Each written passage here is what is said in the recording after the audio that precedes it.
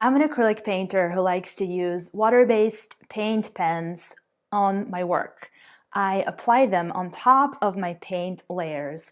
Lately, my preferred brand is Posca. However, let's just say they don't always behave exactly the way we want them to. There's a lot of video advice out there on how to use Posca paint pens, but most of it misses out on the nuances of applying it over acrylic paint. So don't worry, I gotcha. Hi, I'm Anastasia Mac, and let's dive deeper into using water-based paint pen over acrylic paint. I will start with what I shared before, coating your acrylic painting with a thin layer of matte medium. Here's the thing, acrylic paint doesn't dry with the same level of sheen on it. Some colors dry to be more glossy, some colors are more matte, some are somewhere in between. So when you apply paint pen on top of your painting, it seems to kind of glide instead of draw over the parts that are more glossy, and it draws a little better over the parts that are more matte. Because the canvas has a bounce to it, it also prevents paint pen from giving you a smooth line or a smooth application. It just doesn't have enough to grip to when you draw that line on top of your paint. So my advice to solve this has been coating the painting with a thin layer of Liquitex matte medium. It does a great job of giving me the barrier between the paint pen and that glossy paint. What I do is apply a really thin, even layer of matte medium over my painting with a wide brush. I spread it out to be nice and smooth. And even though it appears to be white when I coat the painting with it, it will dry clear. And it doesn't take too long to dry, only about 20-30 minutes or so. And then your painting will be ready to be worked on.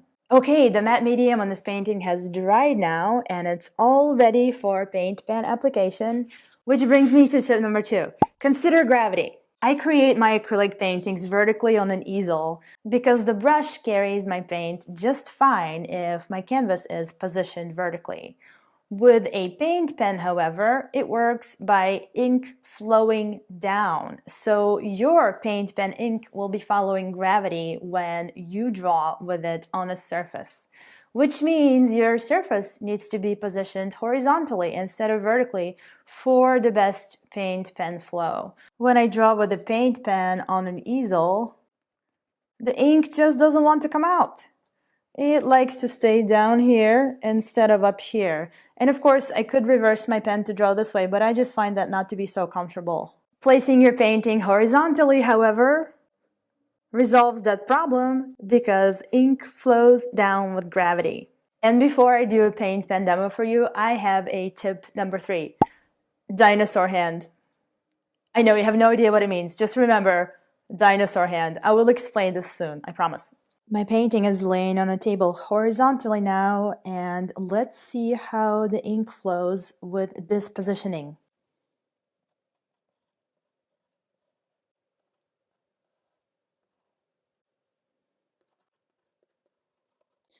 This is a much better result. So what did I mean by dinosaur hands? Well, the way we hold our pens, writing and drawing utensils is a matter of personal preference. Some of us hold our pens like this, some of us hold them like this, some of us are left-handed, etc. However, for those of us that tend to write and draw in this manner, it doesn't work so well with a Posca paint pen. Paint pen works best when your surface is positioned horizontally and the pen is positioned in a 90-degree angle in relation to the surface. So for my pen to reach the best flow, I have to hold it exactly like this.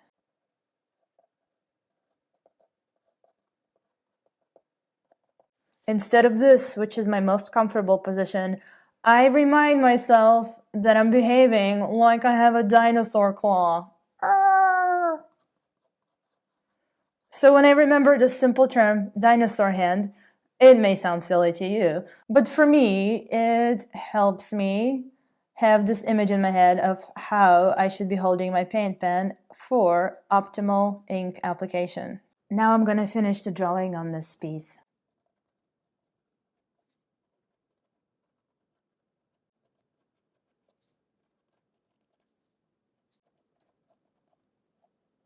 One thing I have to add is sometimes I just hold the painting on my knees and I scrunch over it and draw with the paint pen with my face just about touching the painting.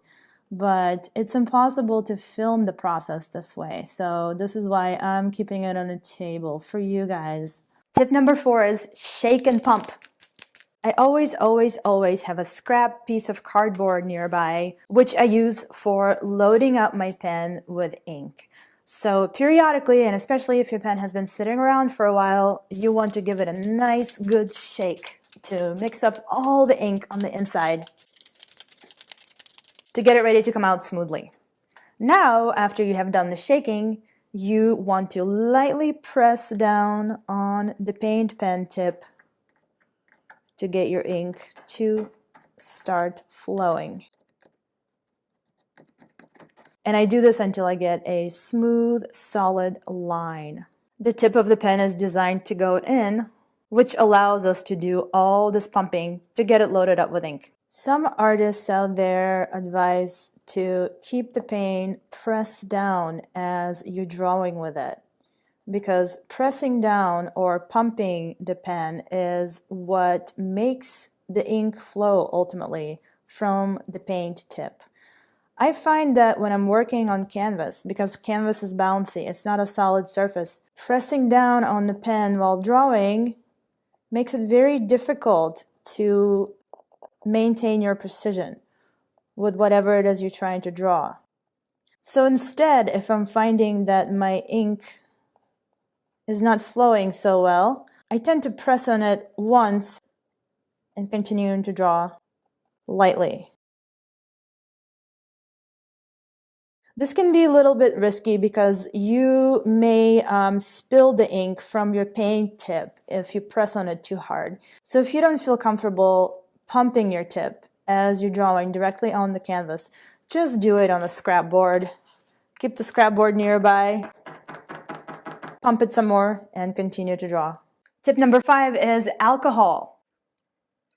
Just kidding, not this kind of alcohol, rubbing alcohol. Sometimes, no matter what you do, the little holes, little nozzles in the tip of your paint pen still get clogged. Tiny particles of dirt, oil, or minuscule pieces of paint get lodged in the openings where the ink comes out of, which makes your pen much more difficult to use.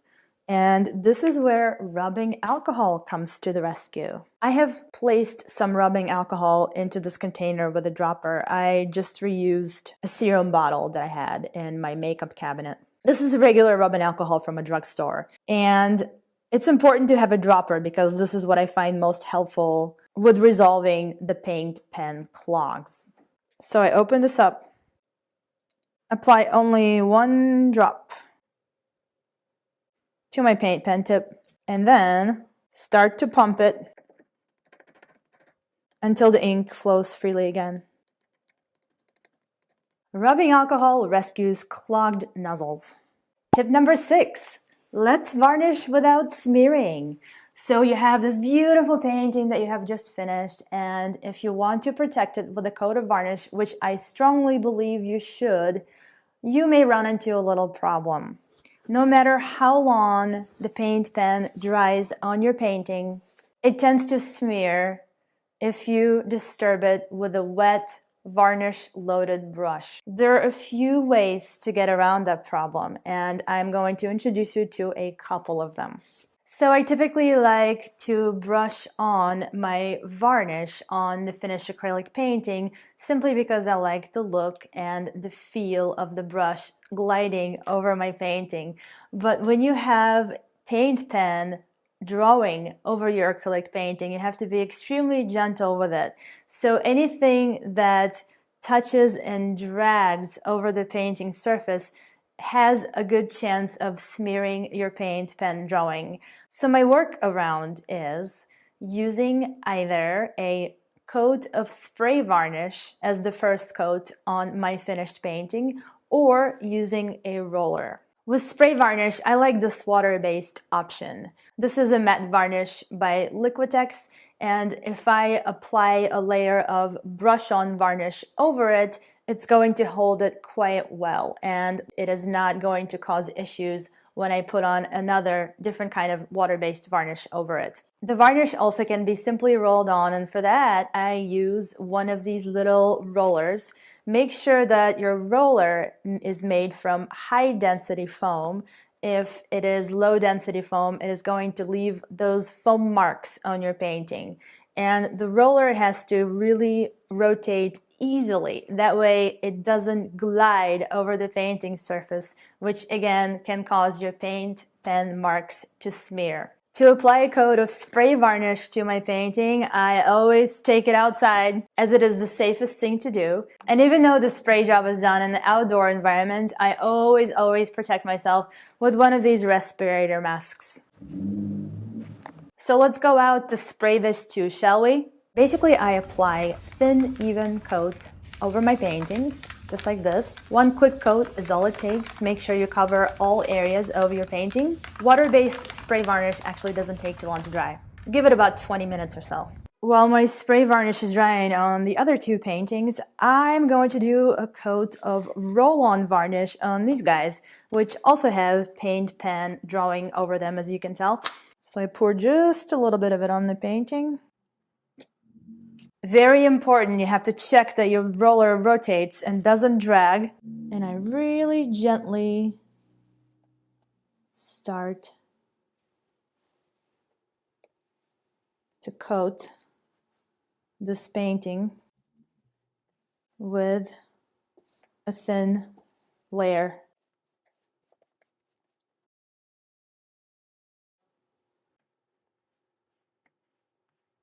Roller application is not my favorite though, and here's why. It creates bubbles. I don't know if you can see on this piece, but there's a lot of bubbles that have formed. They will usually disappear and pop on their own, but you have to keep an eye on the painting as it's trying to dry. And if the bubbles are not going away, you can use a blowtorch to smooth them out. Also, I find rollers kind of a pain to wash out. It just takes forever to get all the varnish out of it. My sprayed varnish paintings have all dried now, and I'm going to do the brush varnish application. So this is the second coat, and I'm using the Liquitex gloss varnish for the second coat. The spray varnish was matte, if you remember. And this one is going to make it more luscious and shiny. And I enjoy this application so much more than using the foam roller. It is smooth, it usually doesn't generate any bubbles, and washing out a brush is a much easier process than spending all the time to rinse out the foam roller. The brush also doesn't absorb a lot of varnish inside of itself, so I feel like using the brush is more economical.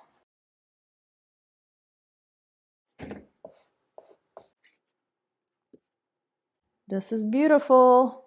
I'm going to let it dry fully and then apply a second coat of Liquitex gloss varnish, and then later on the painting will be ready for framing after it is given sufficient amount of time to fully dry out. One more piece, yeah.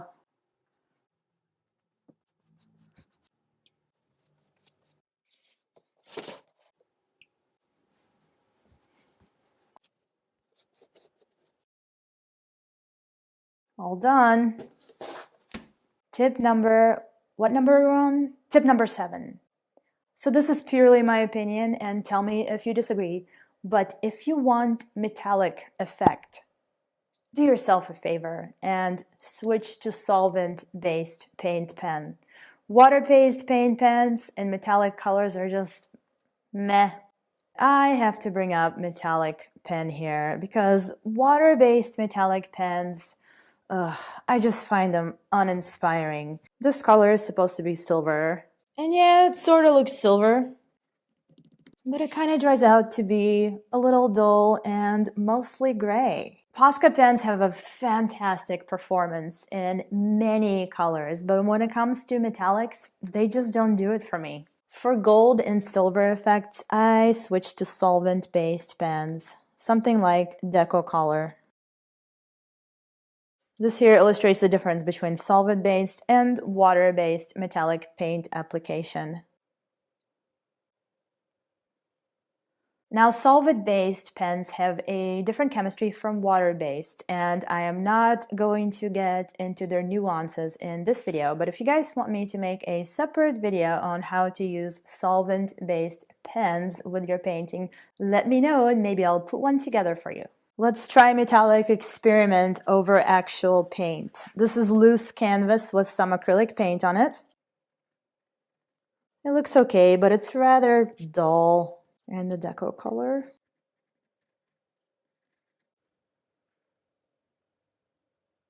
One looks gray and the other looks silver. Tip number 8, that rounds it all out. Test, test, test. Every time I use a paint pen, I always have a scrap piece of cardboard next to me. And often I also have a scrap piece of canvas covered with acrylic paint that I use for testing my paint application, pen application, matte mediums, etc. All this experience comes from testing. And once I find something that works, I just tend to stick with it. And I get asked a lot of questions about all kinds of different materials, whether or not they will work with the paint pen application.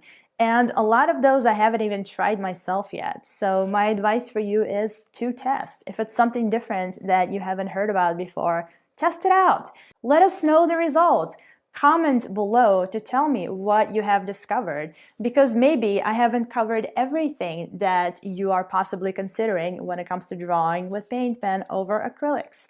Thank you so much for watching. I hope I have given you enough information to at least get started and get braver about using water-based paint pen over acrylics. But do let me know how all these tips work for you and if you discover anything else that I may have missed. Don't forget to hop on my website for more acrylic painting tips and a freebie. And I'm going to link my previous paint pen video and a varnishing video in the description below. Have a wonderful, colorful day. Catch you later. Bye!